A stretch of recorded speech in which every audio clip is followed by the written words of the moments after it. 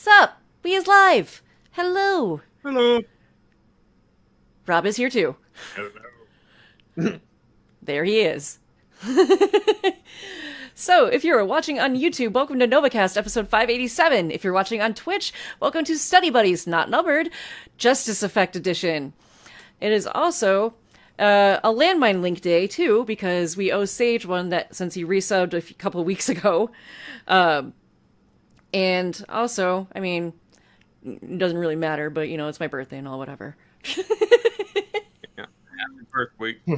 Happy birth week to me! I am old now. Older! I have reached a new decade. I don't know how I feel about it. Fair. I'm 40 now. Yeah. Alright. Aden, did you want to do the present first, or do you want me to do the landmine link first? Let's go ahead and do the landmine link first. Alright, you Because guys both got in? the wheel up already. Rob, are you? I'm Okay. Alright, let's spin it. Hope everyone is doing well.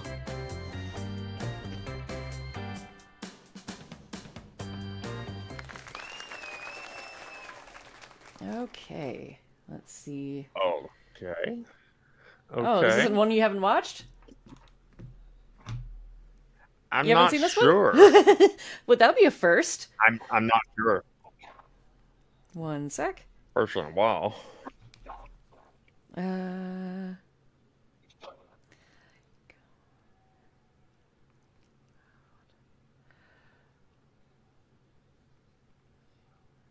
Hold on. I'm rather curious on whether or not I have seen this.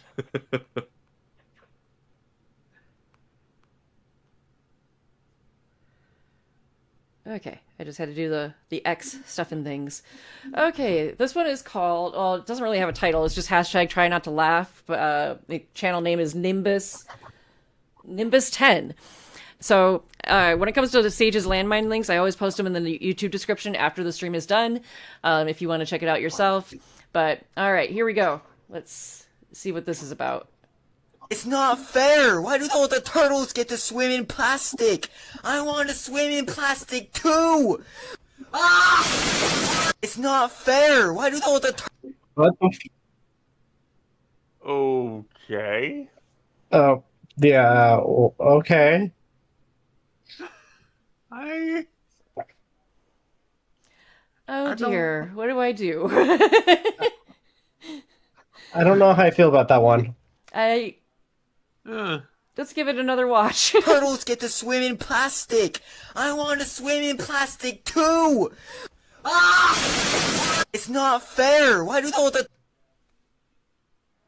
I regret re-listening to that. Anyway, thank you, Sage. that made my tailbone hurt. Your tailbone? Okay, that's odd. Yeah. Might want to get that checked out.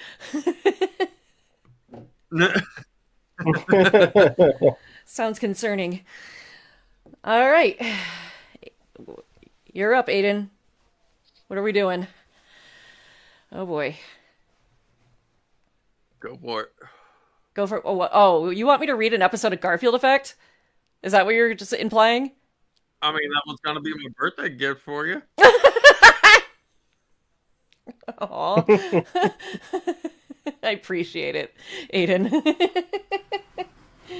Aw.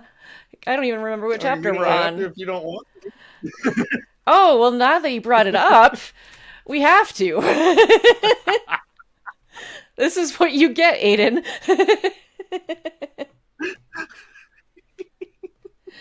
Aiden's just I mean, like, why gonna- else would I come up with why else would I have come up with the title Justice Effect Edition? I thought you were gonna gift me your Garfield or something. I don't know. That's fair. That's fair. I don't remember which chapter Aiden's we just like, left I'm off gonna on. immediately regret this. I know we were close to the end.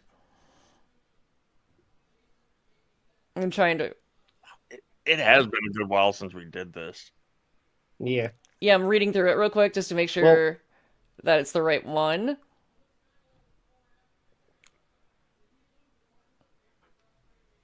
Okay, we'll do. Yeah. Okay, we're gonna start here. We'll do chapter 18 out of 19. Give me a sec. I gotta readjust my screen on Streamlabs.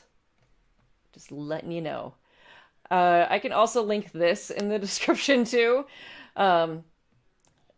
Click on your own risk, I guess. But thank you, Aden. This is a wonderful present. All right. I'm going to leave it like this for now on screen. It's going to cut off some of it. Because otherwise it's way too tiny. But regardless, here we go. Garfield Effect, Galaxy Adventure Part 18, Space Fortress Assault. It was morning when Garfield woke with his ladies by his side. Liara Tassoni was playing with Garfield's ears, and Matriarch Benezia was playing with his toes and sexy belly button. As ladies massaged his body, Garfield laid back enjoying expensive wine with his lasagna meal. Garfield, why must you fight? Why can you not be staying with us here at this moment? We can hide away forever and enjoy the love of our bodies, asked Liara Tassoni with questions. Sorry, chickenpox. I'm a fighting man, and the fighting man must fight for it is his fight alone, said Garfield with determination. I understand your words, but they make my heart cry, said Matriarch Benezia with sad understanding. Do not cry heart tears, my flour sack. After I save Galaxy, we will have a celebration of physical kind, reassured Garfield with kindness. Oh my god, if my students can tune into this, this is going to be super awkward.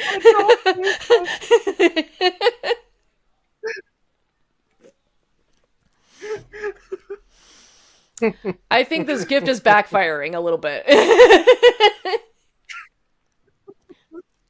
Aden! Oh, I knew I was gonna regret it, but it's a birthday gift. Aw, and I much appreciate it. I accept it. Wholeheartedly. Okay.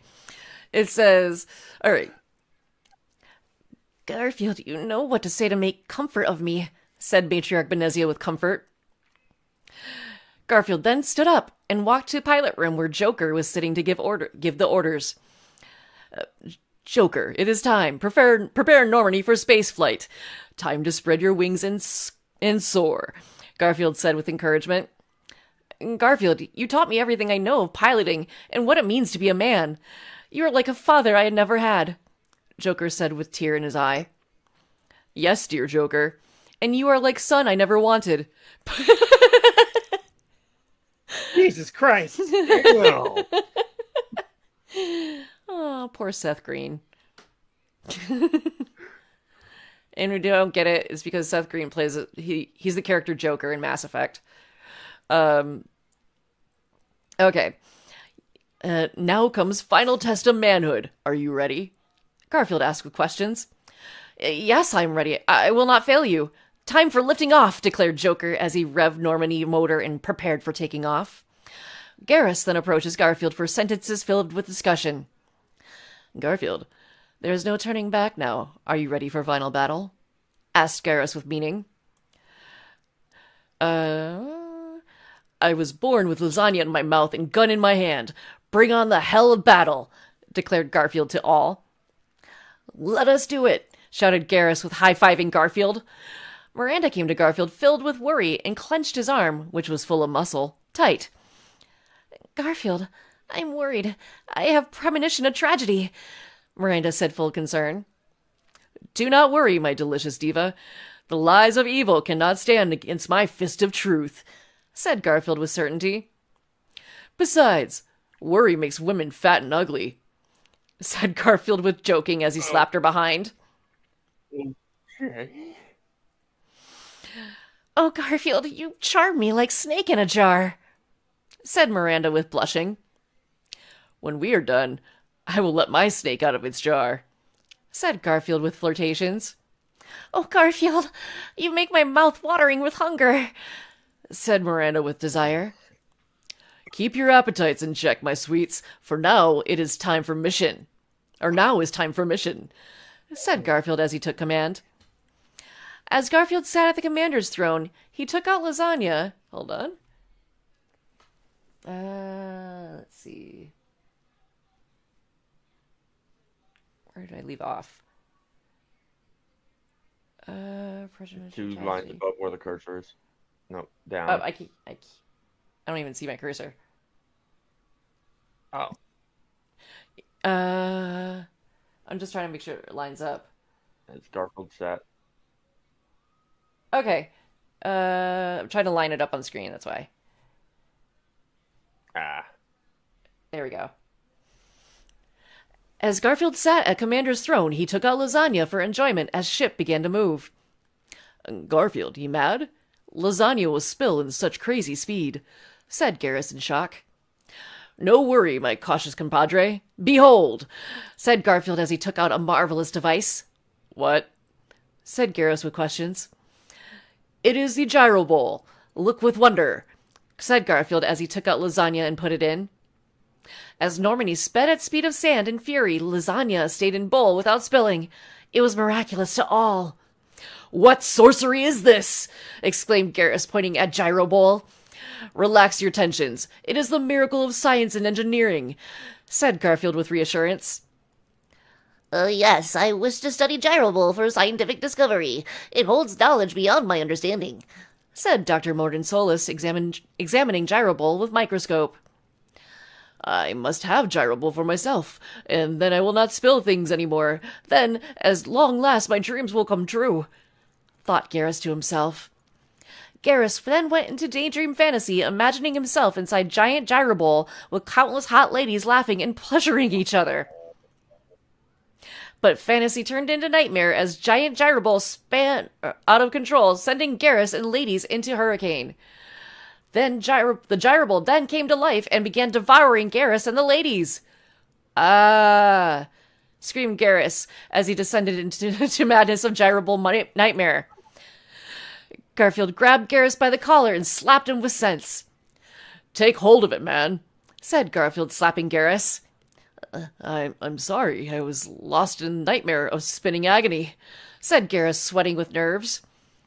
Be careful. Do not let gyro bowl consume your soul, said Garfield with knowledge. You are wisdom, said Garrus in admiration. Garfield then sat back down and launched words from his mouth full of orders. Prepare to go to Omega Relay. This time, no more playing nice, roared Garfield with triumph. At Garfield's orders, Joker revved engine and sped Normandy into Omega Relay like Space Dolphin on his last day on Earth with no regrets. As Normandy entered Omega Relay, all braced themselves for combat. Look, said Garrus, pointing at approaching ship. It was Collector Ship. The Collector Ship approached with menaceful flight, looking to destroy all. What do we do? Cried out Joker in a panic. Let's see. I gotta scroll that back up. Okay. Fire the blasters, ordered Garfield without fear. Normandy's blaster cannons, charged full of energy, blasted the Collector Ship, but they were deflected. No, cried out Miranda, as he clung to Garfield's manly figure for protection. All of the crew braced for worst as Collector Ship approached, when suddenly all heard a familiar voice. Amako. It was John Arbuckle soaring through space with his Element Zero katana and his hair and cloak blowing in the wind. John Arbuckle had rugged scar on left eye and grizzled stubble. John Arbuckle soared through a Collector Ship and slashed it in half with his Element Zero katana, exploding it into pieces. John Arbuckle came on board to Normandy spaceship to greet his old friend Garfield. Garfield, it is good to be seeing you again after all long years of time. Yes, I know that's not how John sounds like. John Arbuckle said, embracing Garfield's hand for shaking. John Arbuckle, it is good to see your future face. Thank you for killing collectors. You are top-notch space swordsman, said Garfield with thanks. No problem, Garfield. Nothing like sliced spaceship and collector juice for healthy breakfast, said John Arbuckle with wisecracks. After destroying Collector's spaceship, Normandy pushed on further until they saw Odie's space fortress. "Land ahead for maximum impact," Garfield said as he looked at Space Fortress with telescope like true captain. With Garfield's majestic words, Normandy smashed into the Space Fortress with the power of Garfield's women-pleasing manhood. What the fuck?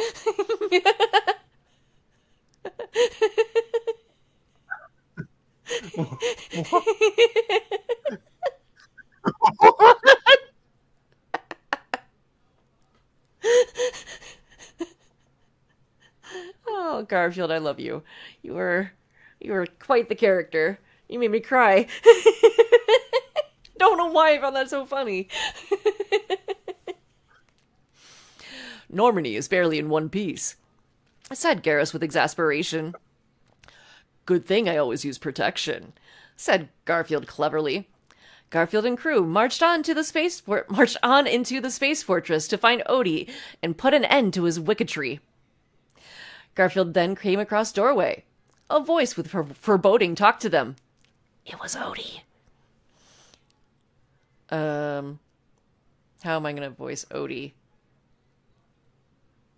I don't remember how you did so before. Oh, I don't want to be annoying about it, but part of me does. I'm just going to leave it as, I'm just going to just read it, because I can't think of any of the second, right this second. Haha, Garfield, I knew you would be coming. If you wish to face me, then enter my gauntlet of trials. Prepare to face a waking nightmare.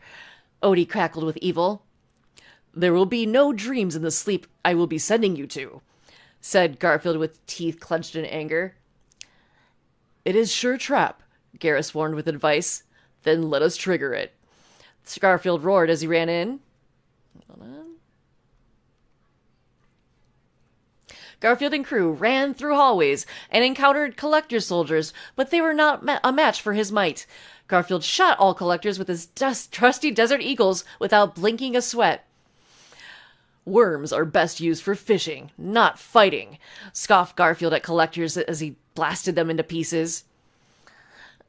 Garfield and crew then came to... He's not even talking. Garfield and crew then came to a large open room.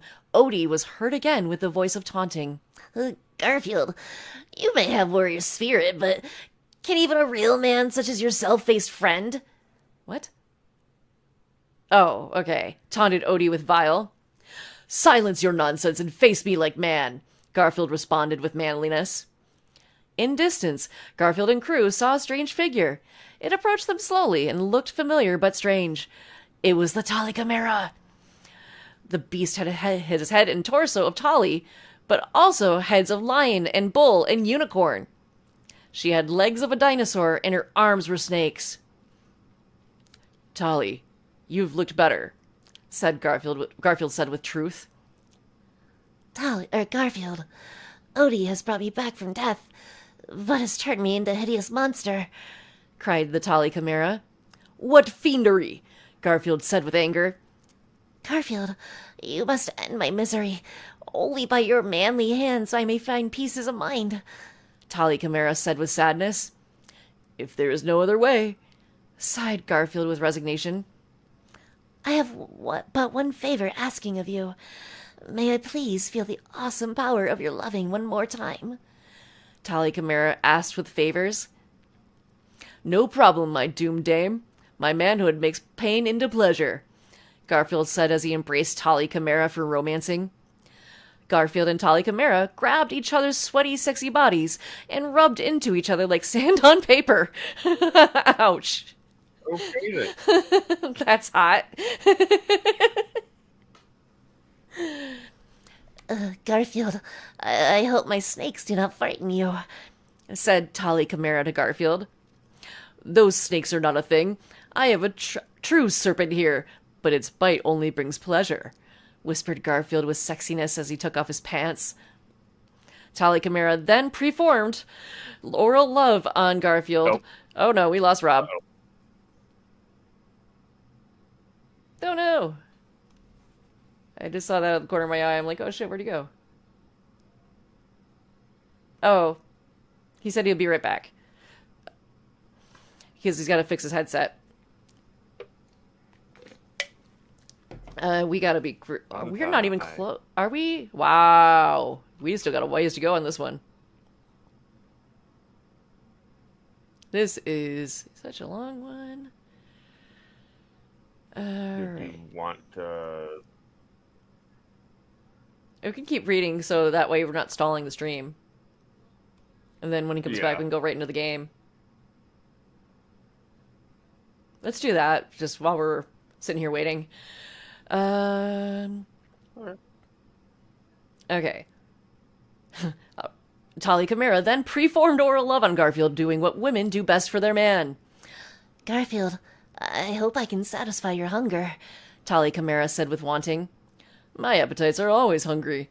But this is but appetizer. Time for main course, said Garfield as he grabbed Tali Chimera and threw her body on a bed for body rocking.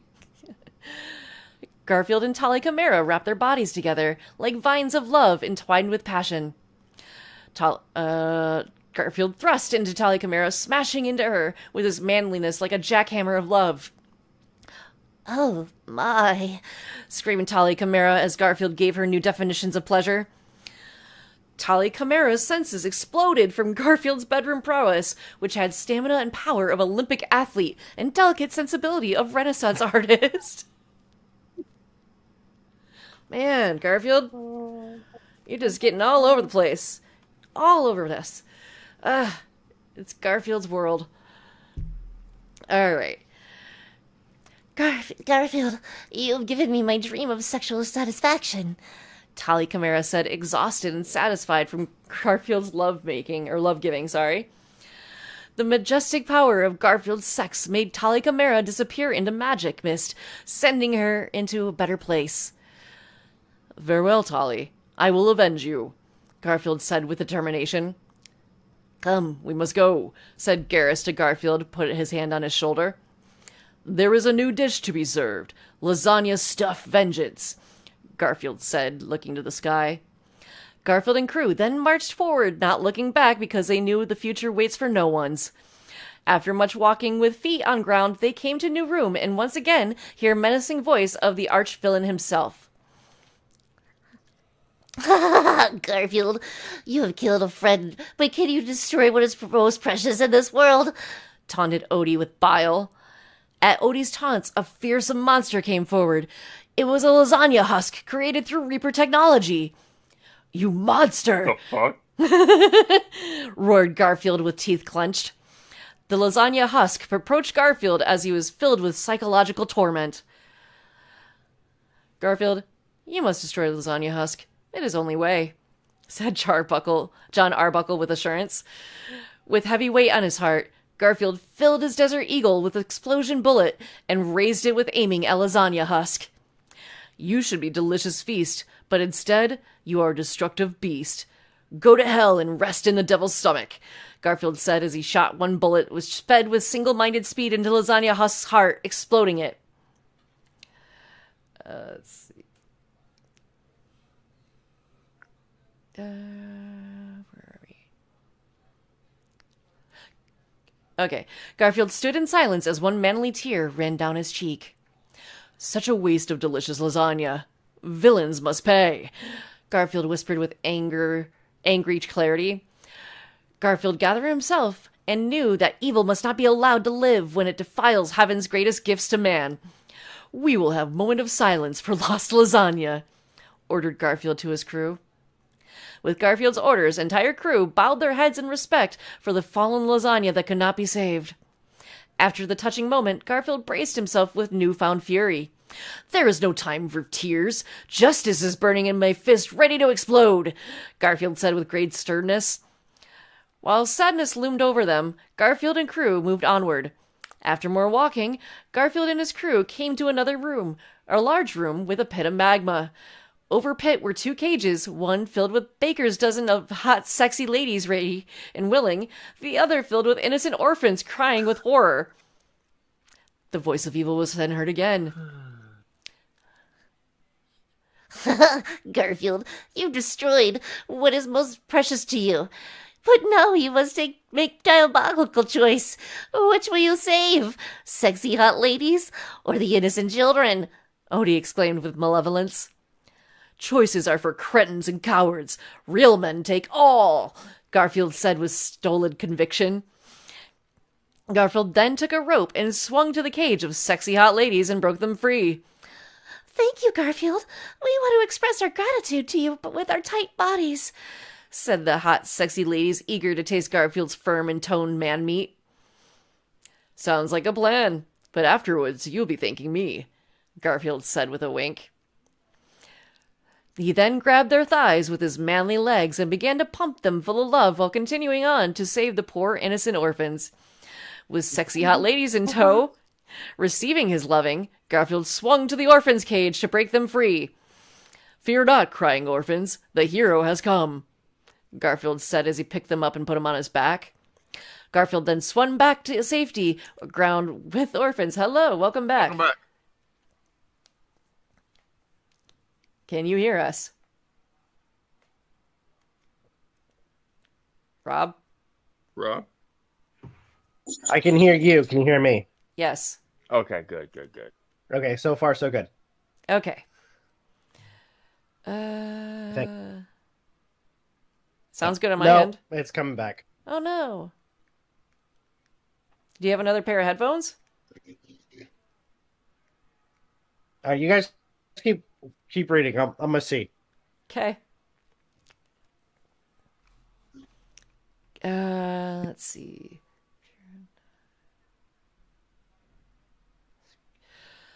Okay, now where was I? Okay, Garfield then swung back to safety ground with orphans cheering in joy and hot, sexy ladies moaning in ecstasy. The orphans then got off Garfield's back and gave him thumbs up as he pleasured the hot, sexy ladies with professional skill. Garfield, you're my hero. I want to be like you, said the orphans with admiration of Garfield. You better watch and take notes if you want to grow up to be strong men, said Garfield as he finished satisfying the hot, sexy ladies. Although he could go on for much longer, they were worn out from his love-givings. Thank you, Garfield, for saving our lives and for opening our eyes to new worlds, said the hot, sexy ladies with goodbyes. No problem. To ladies I give pleasure, but to villains I give pain. Now it is time for the pain, Garfield said as he waved farewell to the hot, sexy ladies and steeled himself for challenges ahead. Garfield and crew marched on further into Dastardly Gauntlet until they came into another large room. In it, they saw a figure in the shadows approach them that was similar but different. It was Nermal. However, this time, his body was full of scars and cyber machinery. How am I voicing Nermal? Garfield, it's good to see you again on this day, which will be your last, laughed Nermal with haughtiness. Nermal, you should be in hell rotting in early grave, said Garfield with disgust. It is true, you've killed me before, but Odie has brought me back from the abyss of death, and gave me new life, and made me a new cat. I am not man you once knew, I am Cyber Nermal X, said Cyber Nermal X with newfound fury. A cockroach with a suit and tie is still a cockroach, said Garfield with contempt. Be still your mouth. I will be tasting your blood, and then you will regret those words, roared Cyber Nermal X with blood boiling. The only blood you'll be tasting is your own, said Garfield as he cracked his knuckles preparing for combat. Die now, shouted Cyber Nermal X as his cyber arms turned into laser cannons and shot at Garfield. Garfield dodged lasers with swift cat acrobatics, and charged Cyber Nermal X for close combat collision. They grappled each other for stalemate. Take some of the pain you've made me feel, said Cyber Nermal X as he shot laser from his robo-eye, lasering Garfield's manly shoulder. "Ah!" gasped Garfield as he staggered back to the wall from dirty laser shot. Garfield, I am the dentist and you have a cavity on your face. Time to give you an appointment in hell, said Cyber Nermal X as he turned his right cyber arm into giant drill and approached Garfield with menace. Uh-oh. Garfield was trapped against the wall, but he felt no fear. As Nermal lunged drill arm at him, Garfield caught it and tore off the arm with mighty ease. It is time for your morning drill. Padunch, said Garfield wittily as he impaled Cybernormal X with his own cyberarm drill. Garfield then tossed the impaled Cybernormal X aside and held his injured shoulder. Garfield, Okay, are you we're good okay? now. All right, cool. Can you hear us? Welcome back. Yeah, I can hear you. Okay, cool. Hey. Let's see. Okay.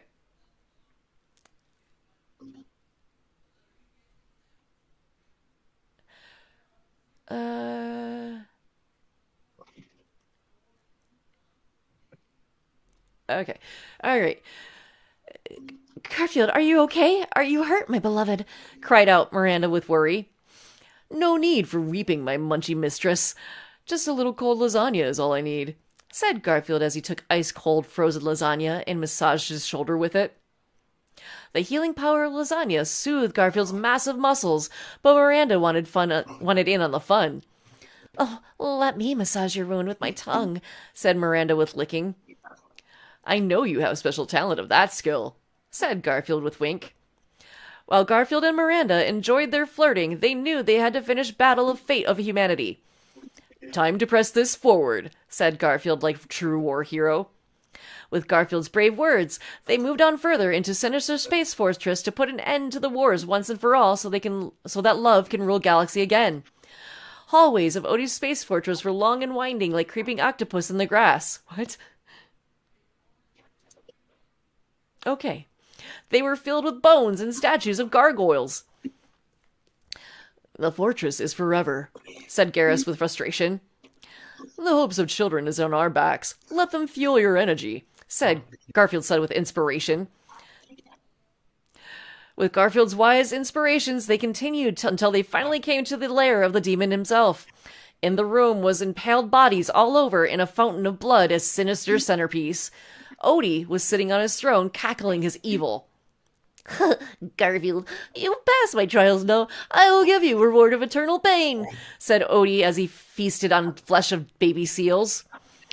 I will be having to return that reward in exchange for second prize, your head, Garfield roared as he charged into combat. Garfield ran into Odie to administer punishment of the beating kind, but he fell into traps. Garfield triggered anti-lasagna force field with his feet. What is this? What is the tomfoolery? Shouted Garfield with surprise.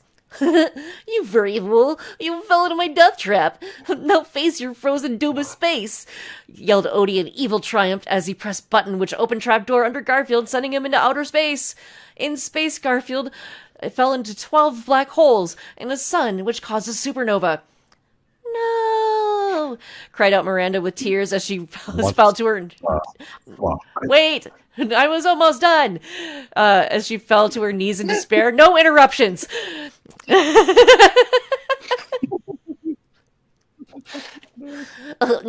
Not even Mighty Garfield can even survive that. Galaxy is mine forever. Laughed Odie as hope seemed lost in pits of space. Garfield, please come back, said Garrus with solemn words as he held his head low. The crew watched on in helplessness as Odie laughed his evil at his victories. Was Galaxy doomed to eternal evil? What will become of humanity? These questions are asked in their minds as heads as they feared for all. To be continued. Author's note, I am not being paid by Gyro Bowl. Storytime with MJ has now concluded. Brain hurts! You missed most of it, so don't even.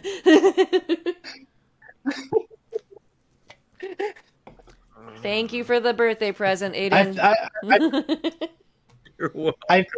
that button was more for Aden. I couldn't even make out what was said in that. By the way, if you guys noticed, I have so far, I haven't had any issues. It's still on green. I have full bars. Rob got internet. Use the Steam Deck. Yeah, Yes! Rob finally got internet, so... Speaking of which, can you pull your screen up so I can get rid of the share screen on my end? Or pull up the game. Okay. Also, voice mod. I can use voice mod now. Sweet. Yeah, I couldn't make out what that last one you played said. Oh, it's in My Brain Hurts. It's from Monty Python. Ah. You know what? Maybe this one would have been better for how Aden feels. Huh?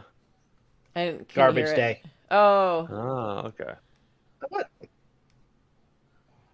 Damn it, do I need to fix all the audio for these things again? More than likely.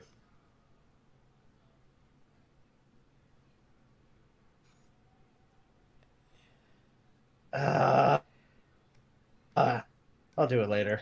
All right, gameplay's up. That's on full. What the fuck? Weird. Okay.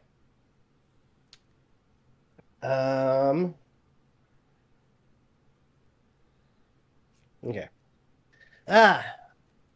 What secret could it hold, I wonder?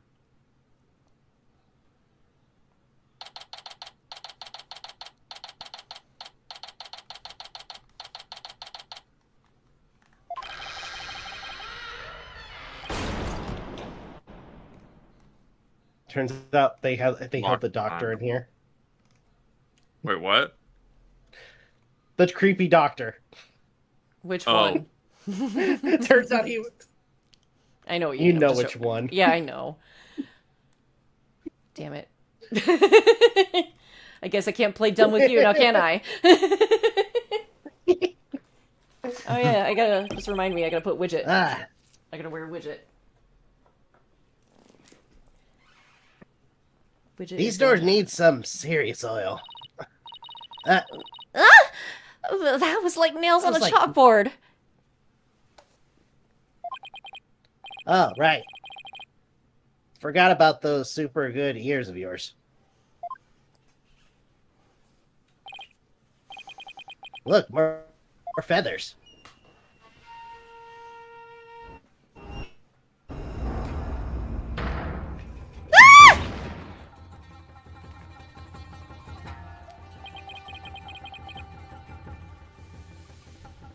This is you.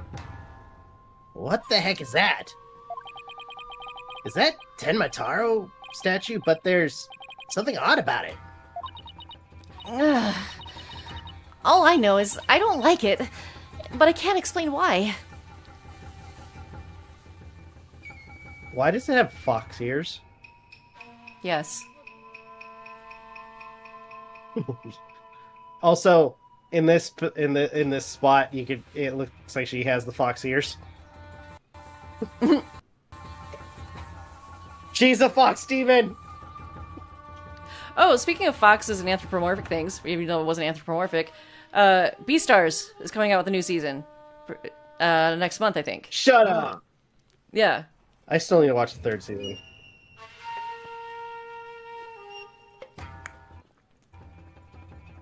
Because last time I watched it, it was the second season where... freaking, Yeah. I don't think they... I think the one that's coming out is season 3. Yeah. I'm looking forward to it. Yeah, I need to finish season... I need to watch season 3. I need to finish JoJo. Same. So I'm current. Shit.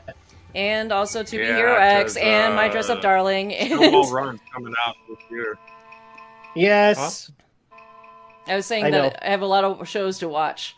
I added the ones that you also wanted us to watch too. I look forward to talking about it with the two of you. I need to start watching that maybe tomorrow. But yeah, Snowball Run comes out next month. So, Okay. All I know is I already don't read this. Oh, that's you. Sorry. I already read it anyway. Okay, sorry. It's all good. You okay, Athena? You look kind of pale. You're not scared, are you? What? This thing? Don't make me laugh.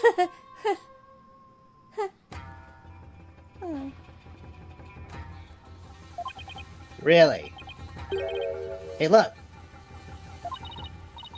What? What is it?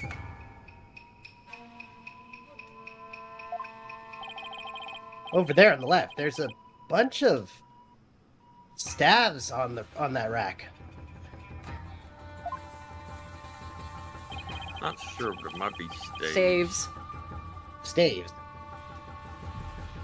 They're Steves. They kind of look like the staff we saw earlier. You mean the one Jinxie said she saw Temantaro carrying?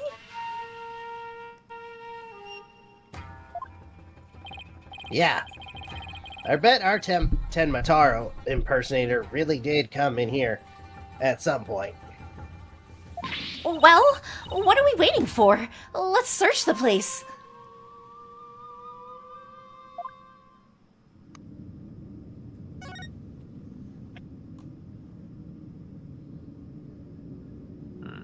There's already a few things to check out. Black feathers. They look exactly like the ones in the fox chamber. That means the killer must have been here at some point. The question is, why? Maybe the Tenmataro costume was hidden in here. I mean, if someone carried it through the manor, it would have stuck out like a sore thumb. But when did the killer get in here? The mayor snatched the forbidden chamber key and the killer hit him on the head. Didn't he swallow it? I don't remember. I don't think so. That means the killer could have only gotten in before the murder.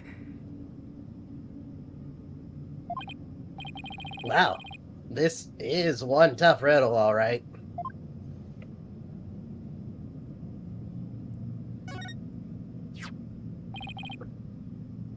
What's this?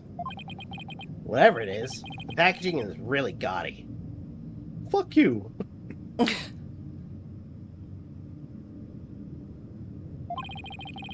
And the fact that there's no dust on it means it hasn't been here that very long.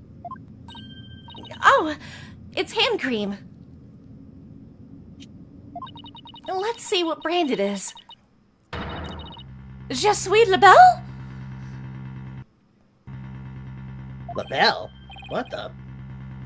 But then, wouldn't that mean Mr. LaBelle was here? I guess so. But why? With everything, he's just like, oh, fuck, I forgot my hand cream.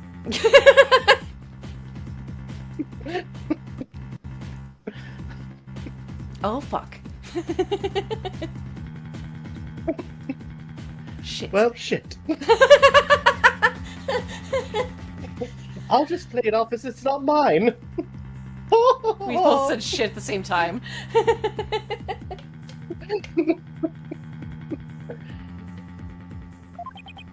Well, whoever was dressed up like Tenmataro must have taken a staff from here in the Forbidden Chamber.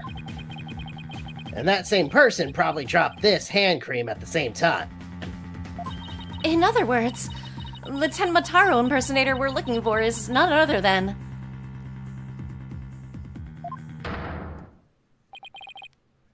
Florent LaBelle. This might be a big break for us in court tomorrow. Now all we have to do is get the truth out of Mayor Tenma.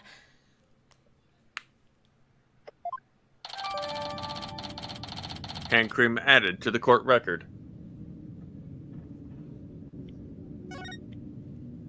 Okay, let's see what else. A stone lantern. Like those Japanese garden lamps? Where's the switch? Lamps like those are lit by fire, not electricity. So there is no switch. Oh, here it is. Wait, what? It was hidden out of sight. It just caused a huge spark. I see Tenmataro Cell has been outfitted with all the amenities of a yokai could want.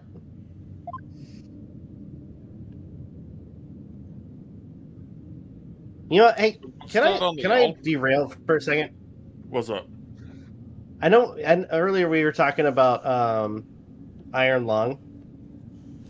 I just have one minor rant. Fuck Hollywood. Oh. Mm-hmm. Oh boy. Because it was getting number one, and they took it off the ranking system. Momentarily. Momentarily? Wait, they put it back? Yeah, but it's not at number 1 anymore.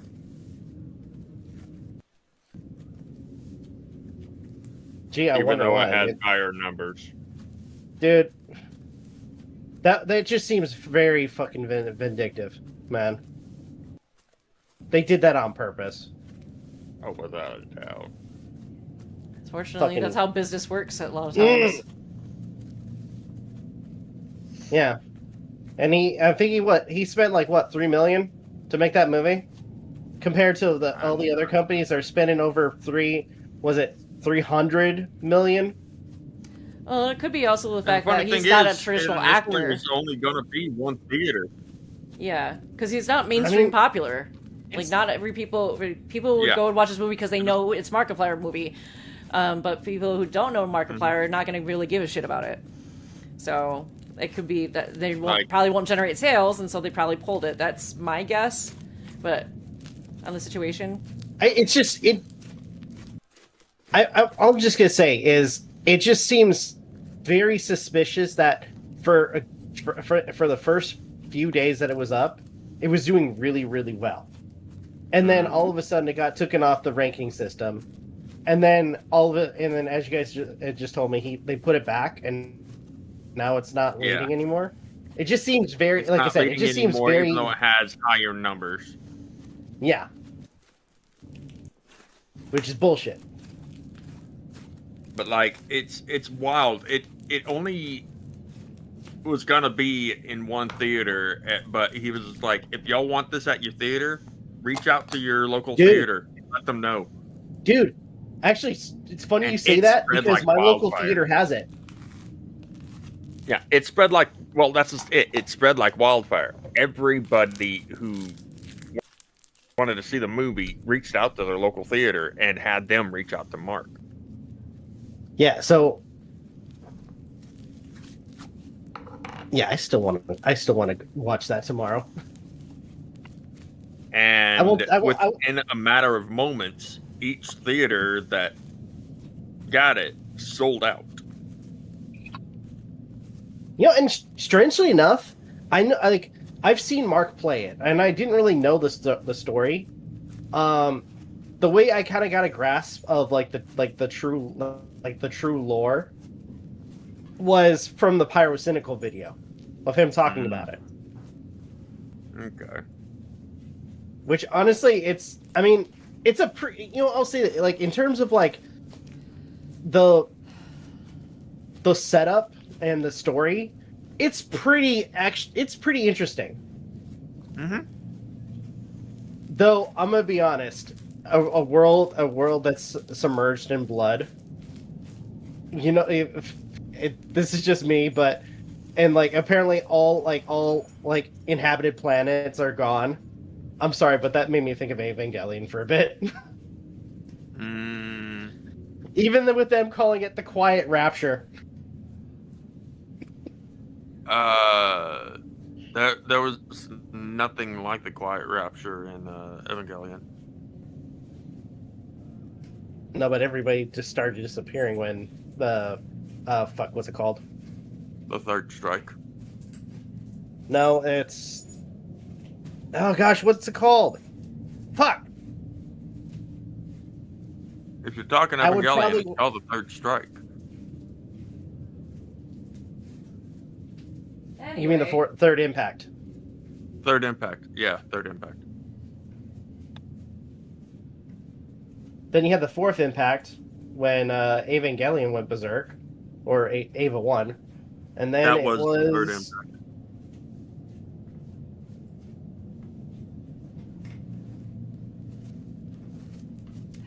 to the There's street. another word for it where, like, everybody's mind, body, and soul became one.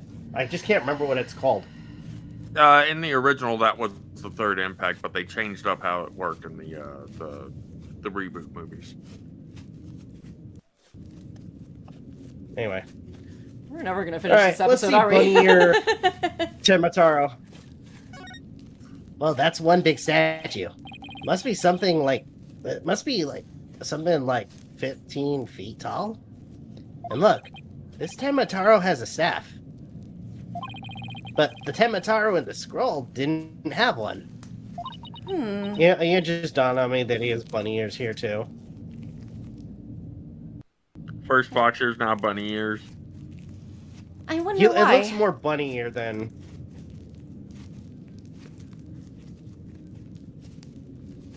How's that, my leg? Turns out he's not actually a bird. He's a bunny.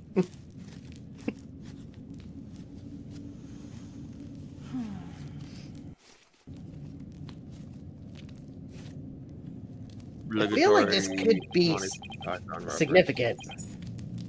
Huh? Obligatory Monty Python reference. Insert obligatory Monty Python reference here. I feel this could be significant, but I think your timing why? is off, Aiden. Yeah. Well, let's take a closer look. First, to go around this table here. Apollo, are you sure that's a good idea? Hey, it looks like there's some sort of compartment in the base of the statue. Don't open it! Who knows what might be in there?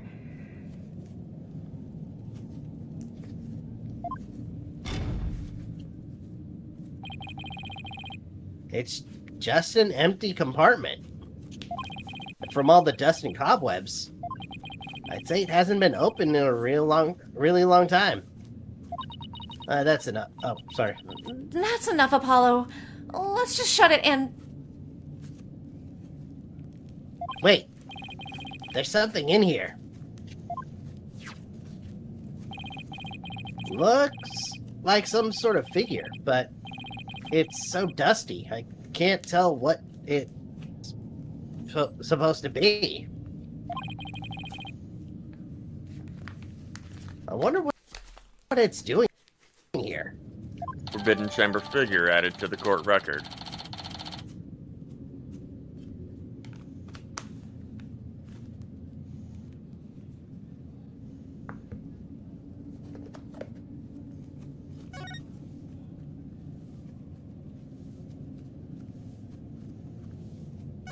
Looks like an old scroll, and there's something drawn on it. Unless I'm mistaken, it looks like an old guy. Some sort of monk, maybe. A monk? What are you talking about?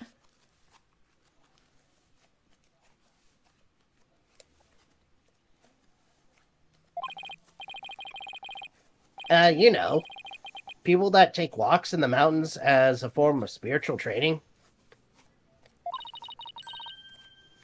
Wouldn't that just be a hiker?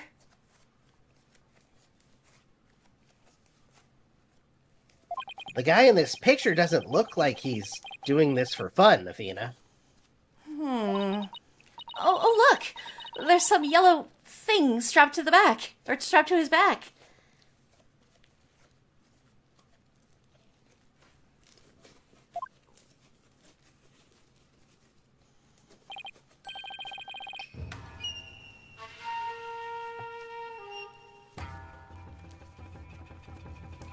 Whoa.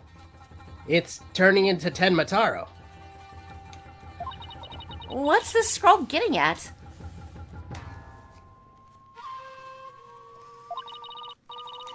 Is this how Ted Mataro was born?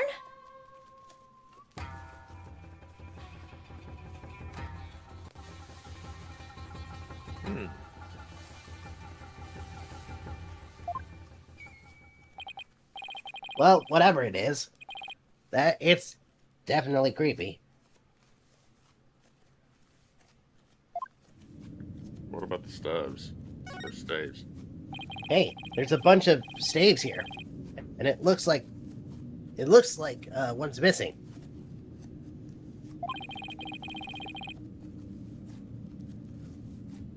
The 10 Matara Jinxie saw must have taken it. I'd have to agree. These look like the one Detective Fulbright showed us.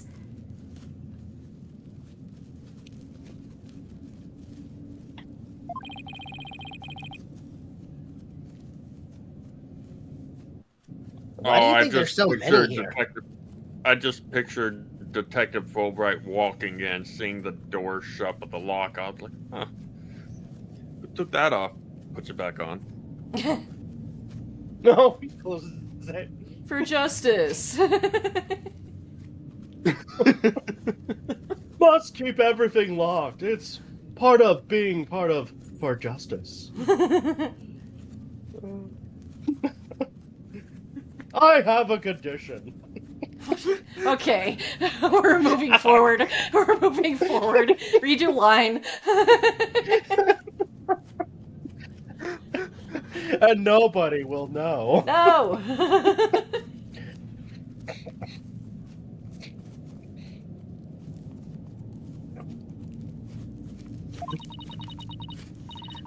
Maybe they're spares. Temataro might be, absent-minded or something. But the fact that he has spare staves handy, well...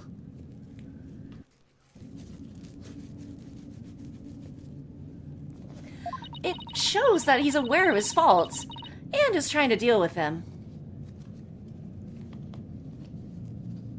What? Or that's at least my take on it.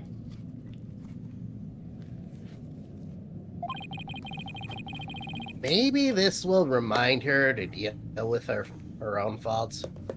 But I won't hold my breath. Okay. Oh look, there's an air vent over here too. I guess even forbidden chambers need proper ventilation. I'll let you have that one. But You read my wait, line. what? You read my line. Oh shit! Sorry. It's all good. Go. Sorry. Continue. You're good.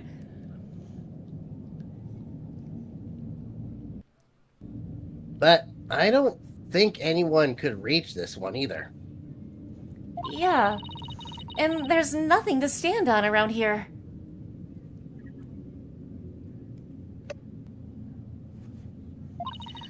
I wonder where this vent leads. Well, the Vox Chambers vent didn't branch this way, so... Maybe it doesn't have anything to do with this case after all. Maybe... Guess that about wraps it up.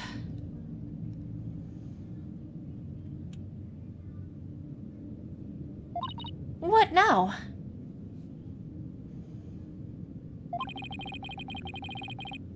We should probably talk to some of the witnesses again. You mean like Mr. Filch and Jinxie? Yeah. I really want to ask Mr. Filch about the village superstitions in Tenmataro. Go to the foyer. Foyer.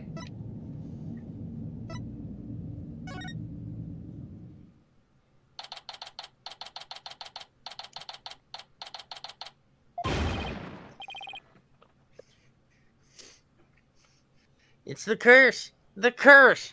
The curse of Timataro!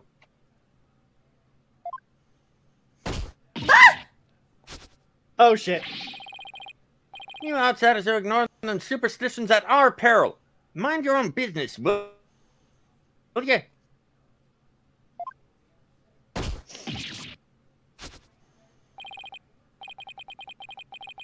Oh wow, he got both widget and the bracelet. What's all this about a curse? Did he have keys on his neck the whole time? Did he? Not sure. Ginataru's gonna curse his own unless you stop sticking your nose where it don't belong. Wait a minute. What? Can you just dawn on me? What? Hold on. Look at his hair. Yeah, it looks like the one from the monk. That was the monk. Or are you talking about back there? Oh, Yeah. Oh.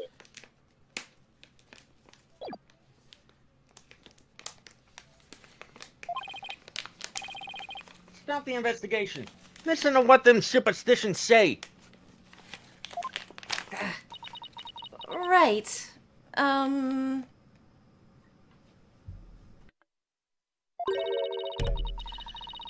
about obeying the law before you go obeying the superstitions?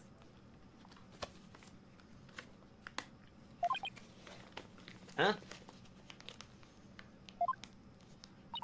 Hey! What are you doing with a witch around your neck? He's mine! You know better than to go around stealing people's stuff like that. Same goes for my bracelet, you fuck! Sorry. I promise I won't do it again.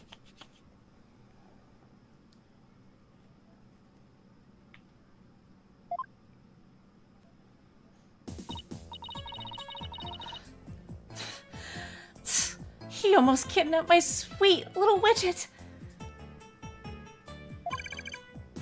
oh shit.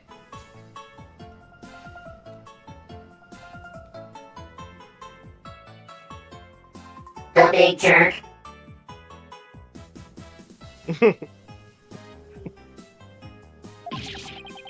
I'm sorry.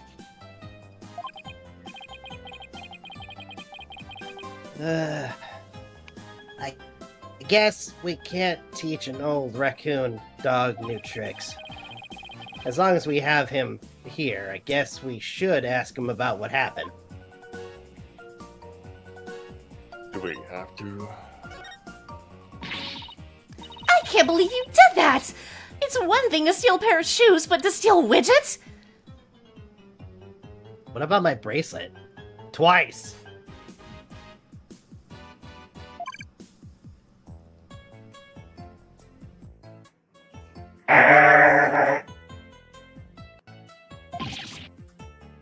Yikes. Mercy.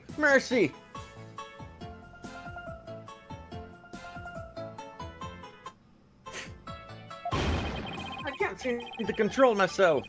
It's that thieving blood running in my veins. Thieving blood. What's that supposed to mean? Glad you asked. The infamous bandit Azuki Kozo was my grandpappy. Take a gander at this.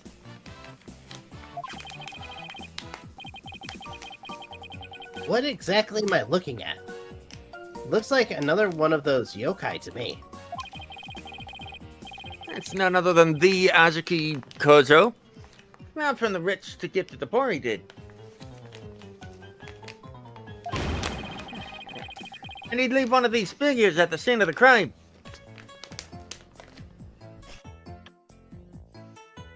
Okay, might be making a lot more sense now.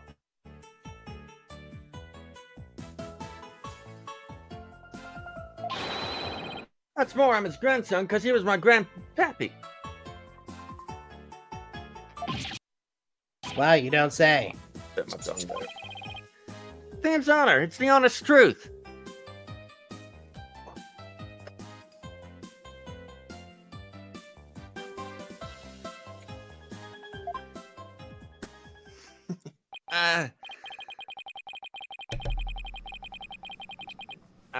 The sloshing sound of Azuki beans scrapping together in the dead of night. It's the magical sound of dirty money getting washed clean for giving out to the poor. I'm Azuki Kozo, washer of money, giver author of wealth. Coming out in a reborn. little quiet, Aden. Ha! Better.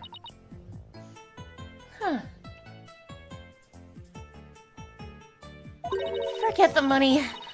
You should be washing yourself of this nasty habit. Wait a sec.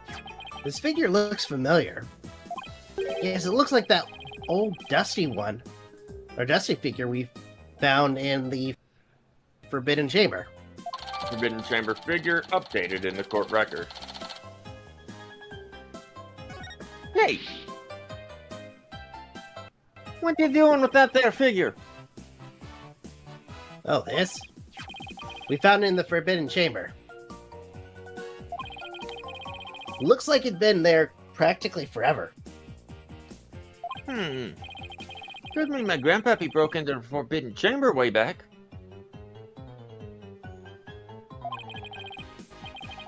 Hey, that reminds me. You once told me there's treasure in that there chamber. Treasure?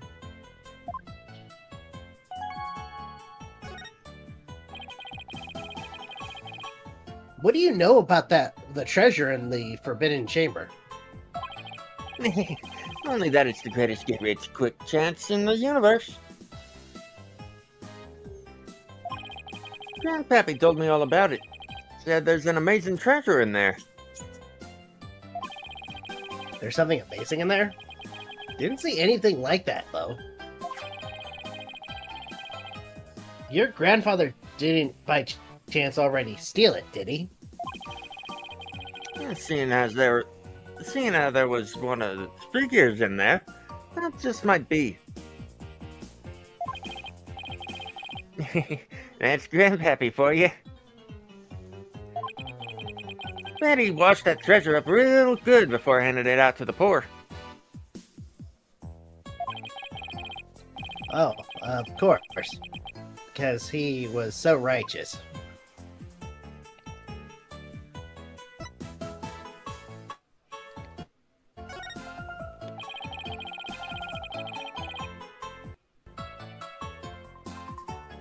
In court, you mentioned seeing Tenmataro near the scene of the crime. Sorry it didn't come clean right away. Superstitions got the better of me. The people of Ninetails Vale sure seem like the suspicious bunch. I'm not surprised you wouldn't want to talk about seeing Tenmataro. All right. Damn superstitions scare me out of my wits, I tell you. That's why I'm gonna do exactly what they say from now on.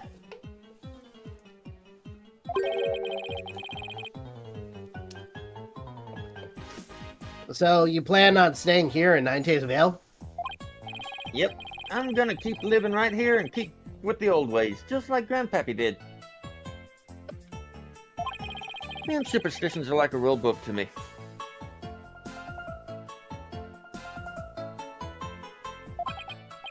Wait, so you're saying you actually believe in those old wives' tales? Ain't you been listening to a word I said?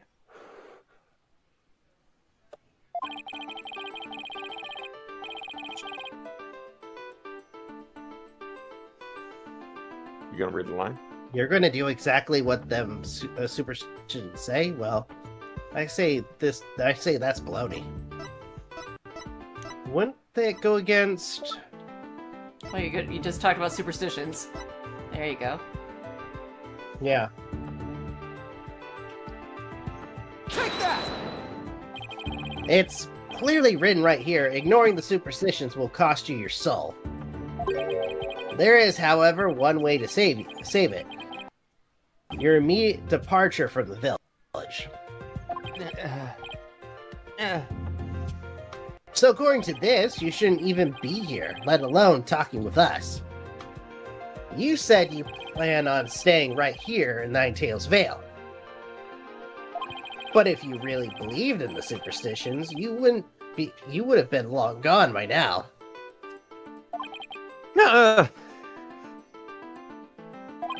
I know you've been lying to me. Time to come clean, Mr. Filch. Yipes! We broke him. You were lying about believing in the superstitions, were you? Sorry, but I didn't have no choice. So what was the real reason why you couldn't talk about seeing Tenmataro. It's all that pretty boy's fault. Mr. LaBelle, if you know what I mean.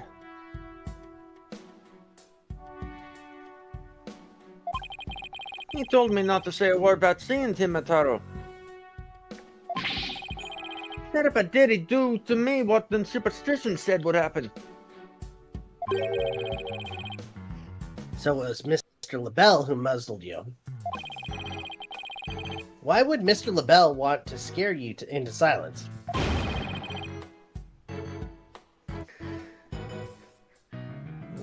Mr. LaBelle was trying to protect that little maid gal. It was on account of that rumor. The one about her being possessed. That rumor again.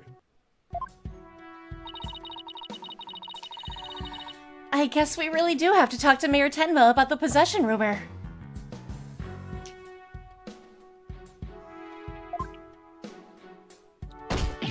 What he just Hey, said? watch it.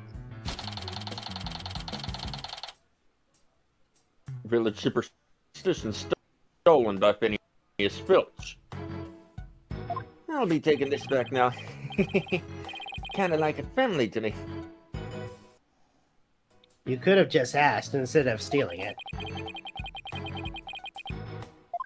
Was that all we wanted to ask Mr. Filch? Yeah, I think that was. Let's go see Mr. Tenmataro one more time. Next time Filch does that, we kick him in the nuts. Ow. Wait a minute. I think it's time for some slime ASMR. Oh no. Hold on. Why? How? Why? That was not a DBZ abridged reference? No. Oh, okay. But if you saying it's I think you kind of doomed yourself, dude, because you thought it was a DBZ reference. I won't count it for this one. Plus, I don't have a slime that you can I didn't actually even listen know to. This one's silent. Mm.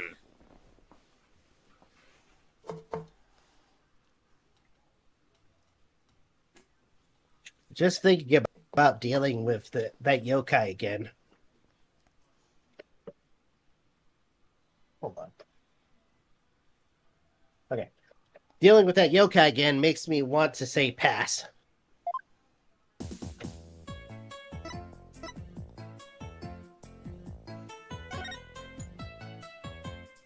Detention center. Okay.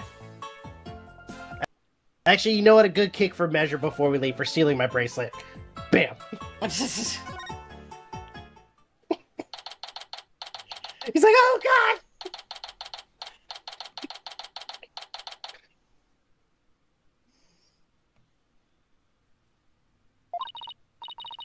Lord Tenma! This is me. This is me. Oh, shit. Lord Tenma, your attorneys are here to see you, Mere Malevolence.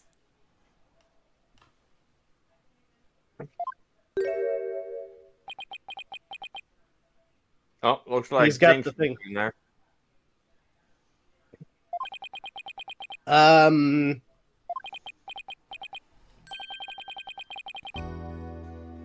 Why are you speaking like that? Oh, Mayor Tenma, you returned. Yes, well, Jinxie came by earlier to apply a new charm on my head. It seems to be suppressing the demon within me. Well, that's a relief. Maybe we'll actually get somewhere this time. So, what can I do for you today? We'd like to ask about the rumor that Jinxie is possessed. She allegedly left the yokai evidence at the scene while under a demon's power. At least that's what the prosecution is going to claim at tomorrow's trial.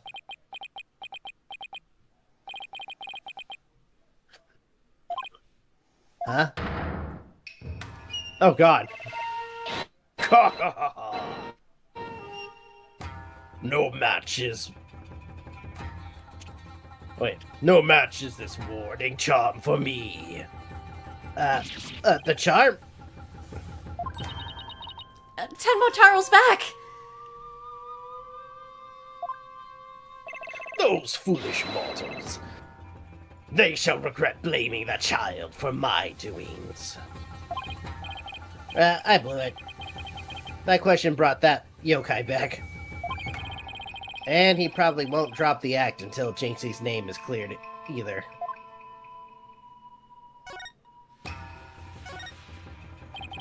We'd like to ask you about something your aide, Florent Labelle, mentioned. Did you know Jinxie is rumored to be possessed? I know not of what you speak. You're not trying to protect Jinxie, are you? I, Tenmataro, demon of the yokai. Protect a mere mortal. No affections do I possess for your race of humans. Please. We already proved there was a third party disguised as a yokai at the scene. But if you deny that tomorrow, we'll never be able to clear Mayor Tenma's name. But I've already told you, I know not what you speak. I don't think we'll get anything more out of him. It's all over. Unless we can somehow prove that Jinxie didn't plant that yokai evidence.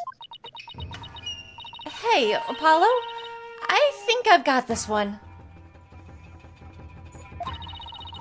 I think I can prove that she didn't do it. Really? Sure. I should be able to use psychology to explain that whole possession thing.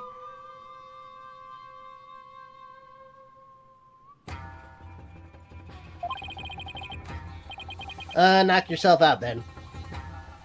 Why Athena's really... Wow, Athena's really something.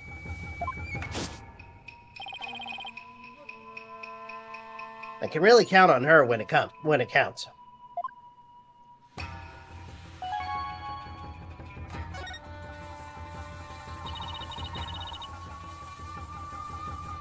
Mayor Tenma, Jinxie isn't possessed. I believe her so-called possession episodes are a form of somnambulism. There we go. Somnambulism? You mean sleepwalking? Yes. I believe she is exhibiting a rare form of the disorder.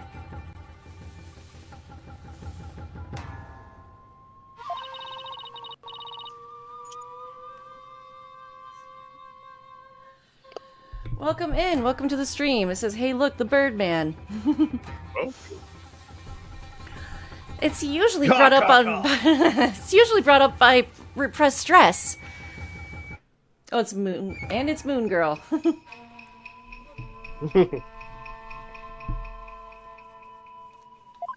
Mr. Mayor, didn't her symptoms start soon after she began her job in Ninetails Vale?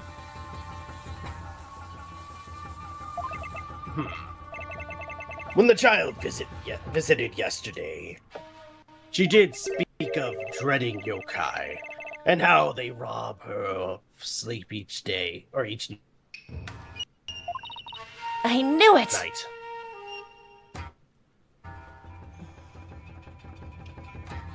The lack of sleep is causing her to enter an unconscious state. And that means she can't be trying to protect you. At least not on a conscious level. So then, the Tenmataro that was spotted at the mayor wasn't Jinxie? Sleepwalking, eh? That would indeed oh, wait, he switched back. That would indeed explain the matter. Oh, look. Timataro's spirit. It's left the mayor's body. Chat says, man, the guard back there is actually a waxwork statue. No, I'm just scared. This guy freaks me out. Can you tell us the He's truth trying to now? disembowel me 4 times. Shut up, I'm talking! No, Can you? help me. Fuck you! I need to talk to Mayor Tenmud. I want him to see. I want to see if you'll tell us the fucking truth. But you keep fucking talking! Would help.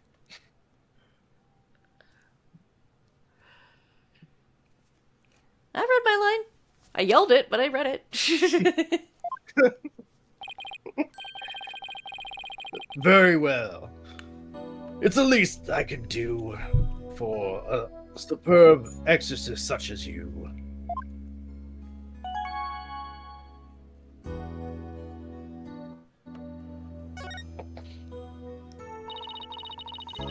Mayor Tenma, you didn't leave those feathers and tracks at the scene, did you? I did not. Neither I nor Jinxie have anything to do with that. That was the killer's doing, no doubt. I knew it! it. Shit. You know, that would have been a both of us line. Okay. Even though I fucked it up. You know, I think the thing is, like, for some reason, like, subconsciously, it's Apollo, and then you have Athena. Or they both start And with then, A. like, they're both, their names supposed. Yeah, that's the main thing. Yeah, I've done it too. You suspect Florent. You suspect Florent is behind all this. But why? Did he really want Ninetail's veil that badly?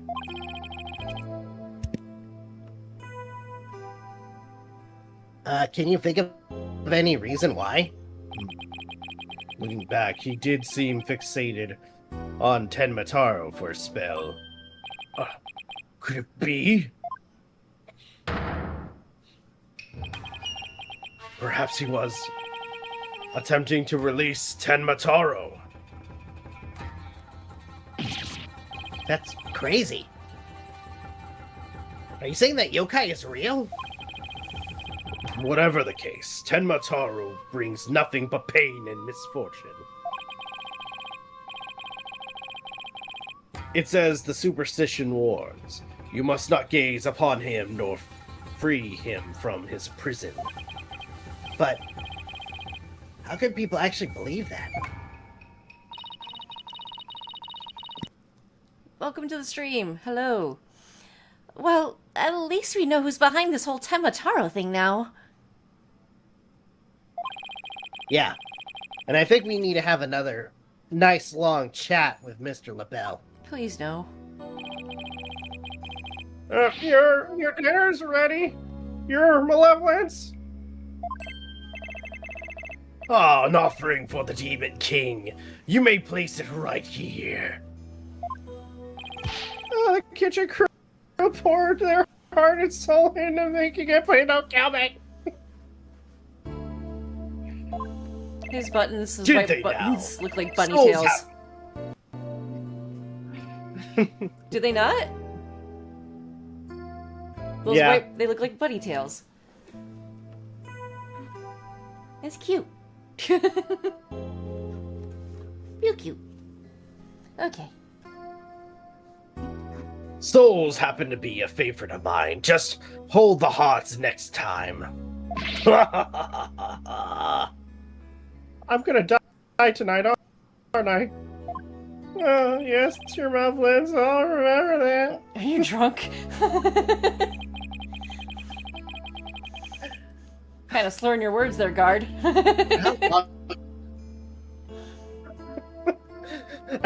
I don't think he cares right now. How long is he planning to keep up this yokai charade.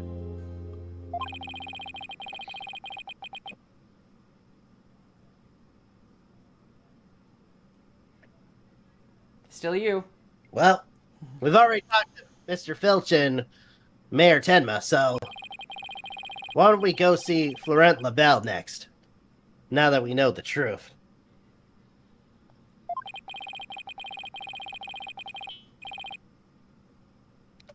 He won't be able to claim that the Tenma Taro was Jinxie or the mayor anymore.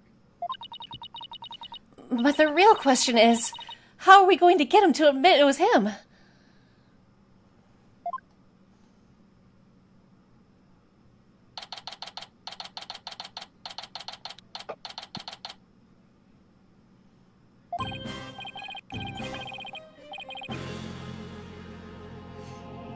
Okay, now, let's practice that again, Filchi, from the top. Mr. LaBelle was in the foyer at the time of the crime. And when we, heard a scream, heck. What was the next part again? Huh. You have the memory capacity of a flea. This is the 13th time, you know. 30th. Now. 30th. 30th. Okay. I don't know why I said 13th. Now. 100 times more and we're done. What on earth are they practicing? I ain't cut out for this. See, there you... Ow! Oh, begging your pardon, Mr. LaBelle, sir. It's just all this... No! Unbelievable. If you had sullied my outfit with those grubby paws of yours...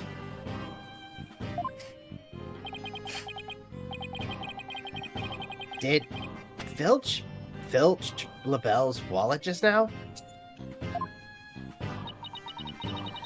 So, what do you think they're up to this time, Apollo? Oh, it's you two. Eavesdropping, are we? Huh. You peasants are so tacky. Well, what do you want with me? You have cell phones as shoulder pads. You have no room to talk. Unless those are And? not shoulder pads. It's just really broad shoulders. Sorry, LaBelle. Picking on your size and appearance. Your confession to being the Tenma Taro imposter would be nice right about now.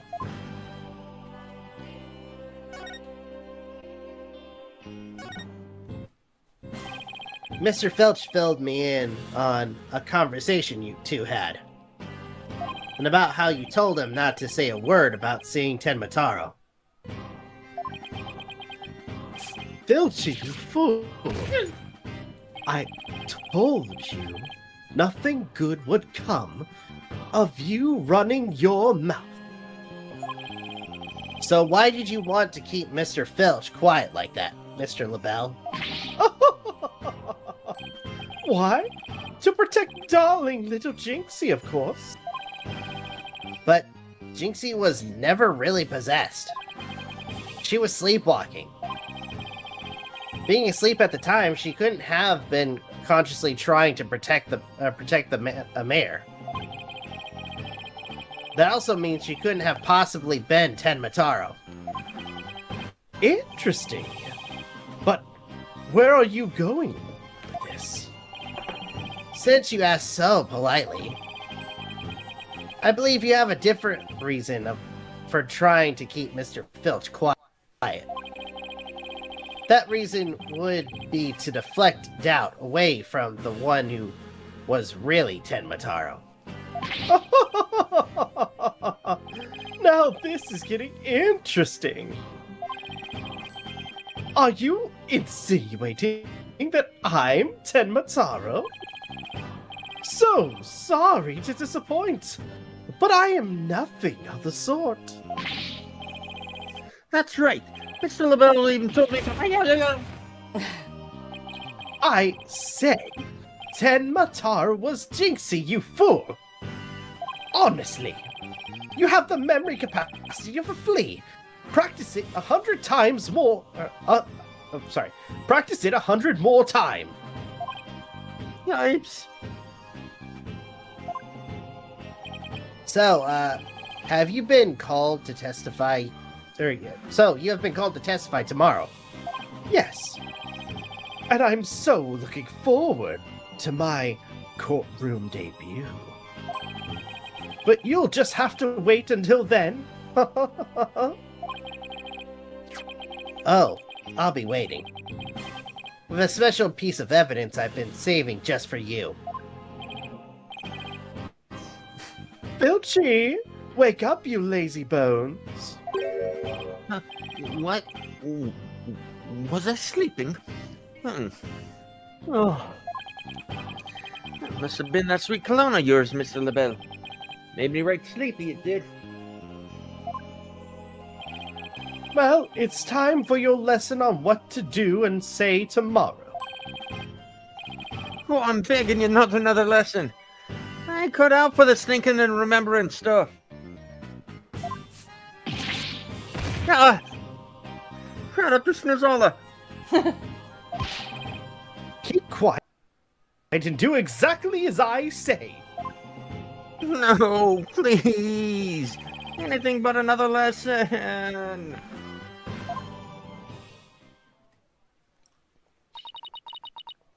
There they go.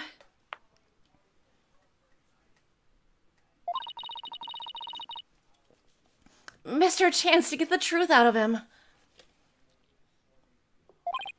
Yeah, but we'll get the proof we need in court tomorrow, one way or another. All that's left now is that lie Jinxie told. We better go clear that up before tomorrow.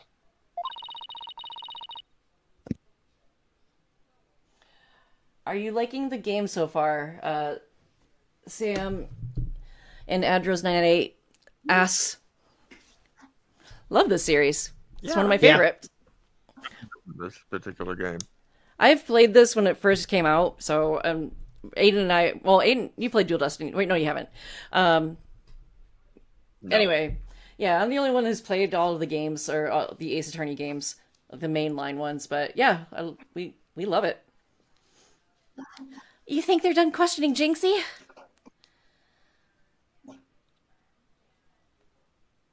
Hold on, I'm filling up my glass with Funny juice? First time I let's go with that. Actually, it's a mix of like white peach vodka and ginger ale.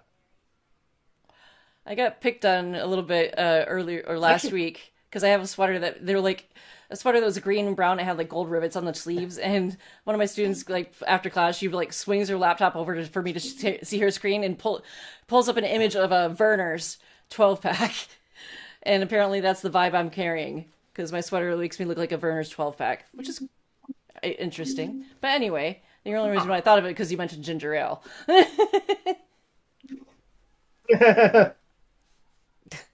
All right. Let's go talk to Jinxie. You think they're done? What? That's me. I already read this. Oh, sorry. Yeah, sorry. Maybe. Let's see if she's over on Yokai Lane shopping for more charms. You think she blows over half of her freaking paycheck on replenishing her charms? Probably. If not all of it. Oh, God.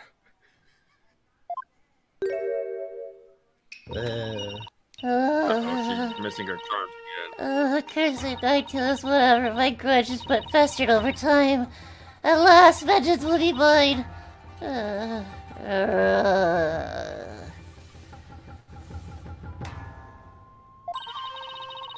She must be possessed or sleepwalking again.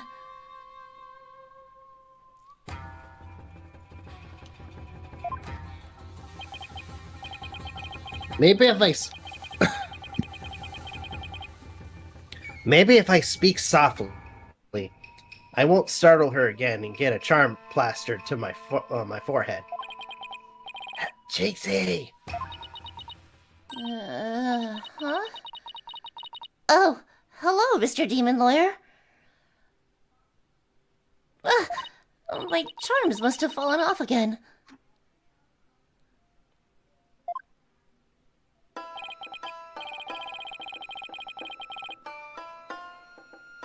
Huh. Guess I can avoid a charm slap by tuning down my cords of steel. Are they done questioning you, Jinxie? Uh-huh. And on the way back, I stopped here to buy a new charm that was just released. She bought like 30 of them. They're like playing cards.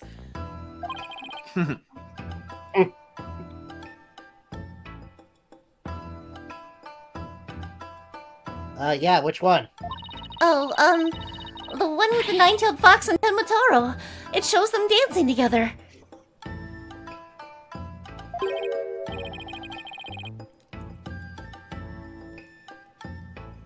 Really? Two better rivals dancing together? Uh-huh. It's a charm for rebuilding burnt bridges. So something tells me right now, with the scroll we found earlier, that... I mean, Tenmataro, the Ninetails Fox, was just two normal guys. And I'm assuming because the treasure, they each kind of got greedy. Or at least one of them did. Mm-hmm.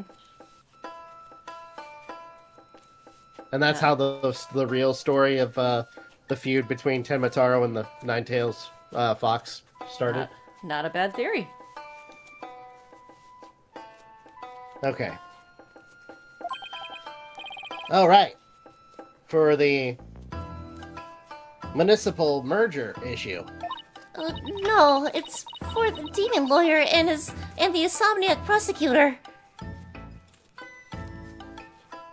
What? It'll stop you two from fighting like you did in court this morning.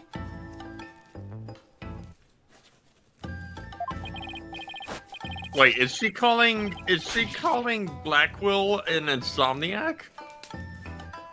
Yes. We weren't fighting. It was just a spirited debate. That's what we No fighting. Charm slapped again. You know, Paulo, you shouldn't really have spoken about not getting slapped. Because that's what ended up happening. Yeah, speaking from experience, right?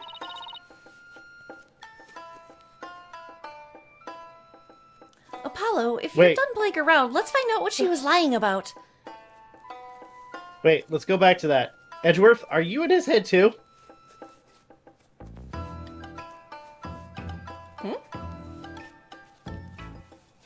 I thought he was pretending to be Edgeworth for a second. Almost. Okay, it's like, wait, how are you in his head? He doesn't know you.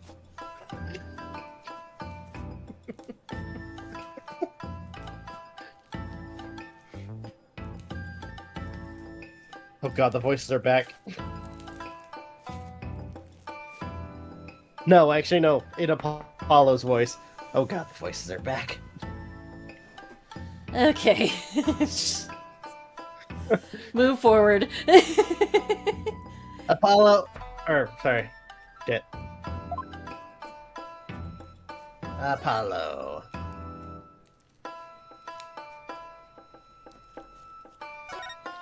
Jinxie, it seems like you're starting to remember things. Yuri said the feathers and the tracks weren't there when you discovered the crime. Have you remembered anything else that seems important? Like what?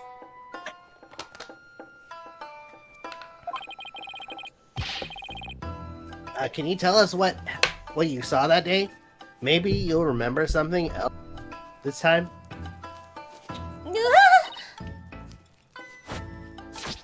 When I opened the door, Papa and Alderman Kyubi were collapsed in the fox chamber.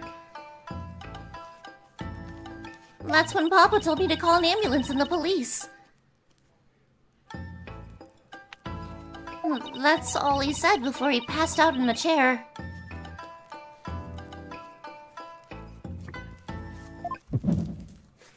I knew it.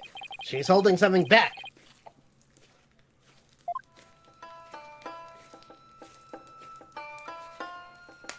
God, we haven't done one of these in a while. Good. I hate this minigame. Really? I saw it move.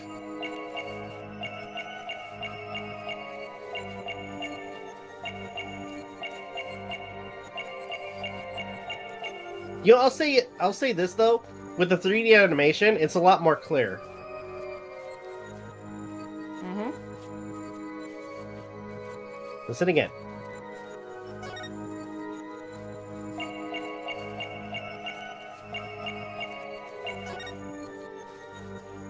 Gotcha! You were very nervous when you said that's all he said, weren't you? I know because I saw your fingers move as if you're going to slap someone with a charm. Huh?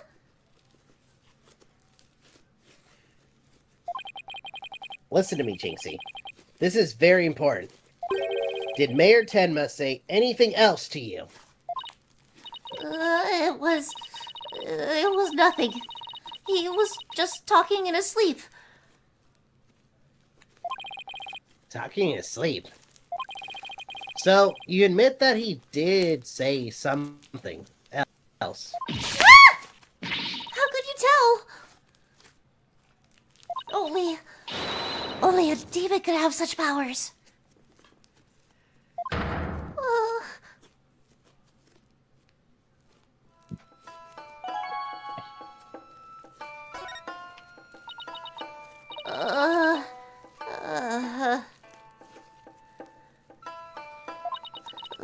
Like I said, he was just talking in his sleep. I mean, why else would Papa say something like that?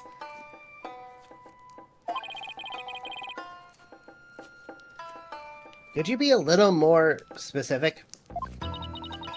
Before he fainted, he said...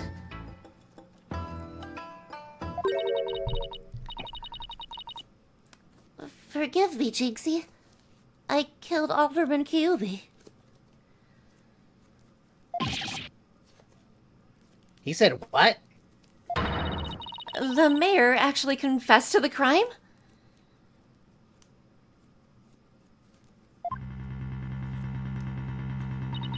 But he didn't mean it. He couldn't possibly have known what he was saying. He was probably possessed, or maybe he was in the middle of a nightmare. A nightmare? No. This is a nightmare. This is one statement I wish I'd never heard. What in the world are we going to do now?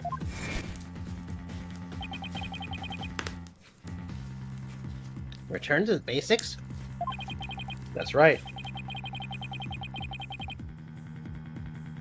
Always believe in your client, no matter what happens. That is a lawyer's greatest and most trusted weapon. Right.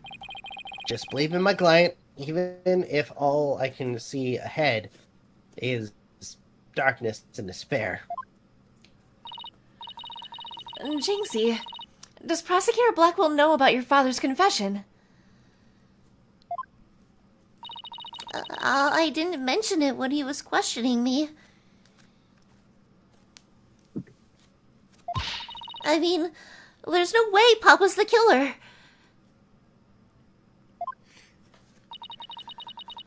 Why would the mayor confess like that? Maybe Like, to possibly.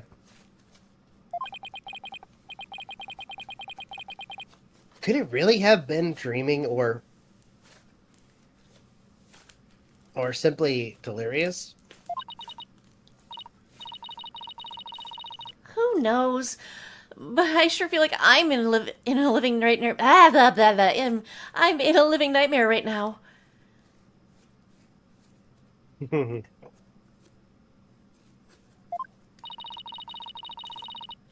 Apollo, what are we going to do about tomorrow's trial?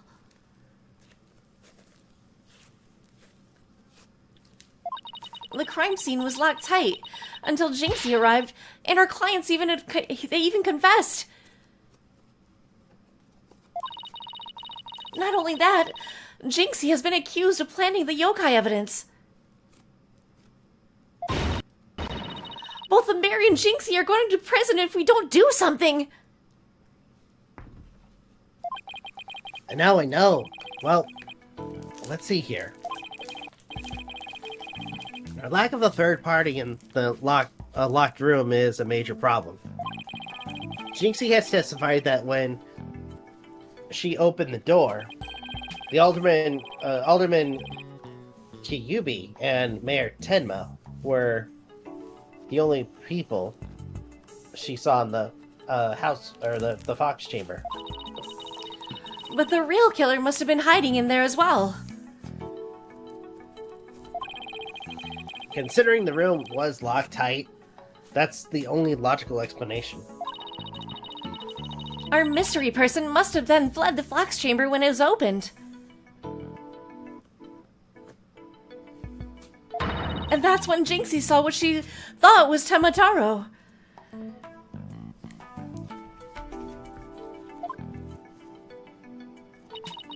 But Papa and the Alderman were the only people there. I didn't see anyone else. What's going on here? Mr. LaBelle extremely pale, but he's far from transparent. So, just how did he hide himself at the scene of a crime? Whatever it takes in court tomorrow, Apollo.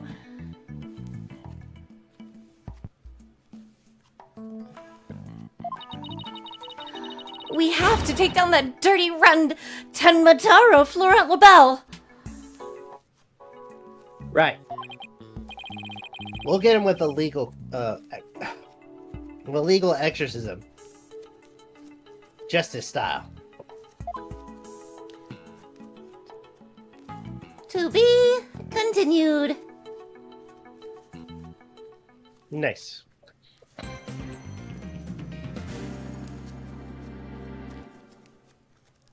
So is that the That last was fun. investigation of the case? Yeah. So then we're doing trial next. Yep. Do you mind if we call it? I was gonna say it would probably be better if we called it and started that fresh. Yeah. All right. My thoughts exactly. All right. Well, that being said, end screen is up. First, I'm gonna say this. Still, full bars. No problems. Hooray. I'm happy you have internet. I am super happy about that. Oh, don't worry, those watching. We'll still have technical difficulties regardless, even if Rob has internet. So if you're really You know missing what? that, we'll bring Now that I to got you. this You know what? Since I got the new internet, you know what? Actually, I'll say this. Initially, when we first started doing the streaming stuff, I want to say when I was full-time working at work, or full-time at work, I had to share the service with other people. Then stuff happened. I left my job, and overall, we were using a different internet, which unfortunately wasn't great. But now it's just me, my wife, on our own service, and it is good. Makes things so much more efficient when you have proper internet. Yes. Yes. I'm happy for you. I am so glad this got fixed. Yeah. It's been, what, like a year? And Since also a another little good over a reason year that you lived there? Yeah, pretty much. Also, it's a good thing that we're ending it because I actually polished half the bottle. Yeah. It's a good day. Of course it is. It was my birthday. And in your case, it's still my birthday. In both of your cases, it's still my birthday. Happy birthday again. Thank you. For the next 5 minutes for me. I know. I didn't lie about that.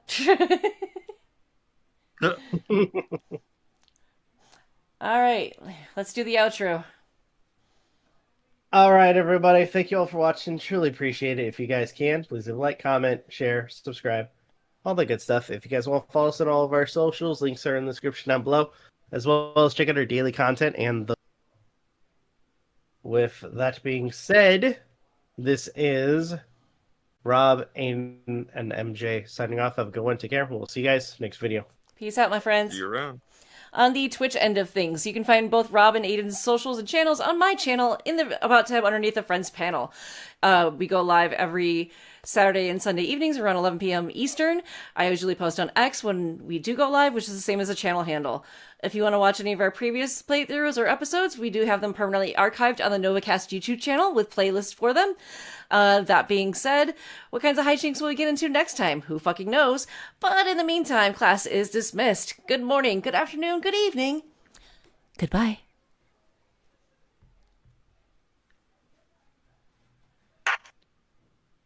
Stay tuned.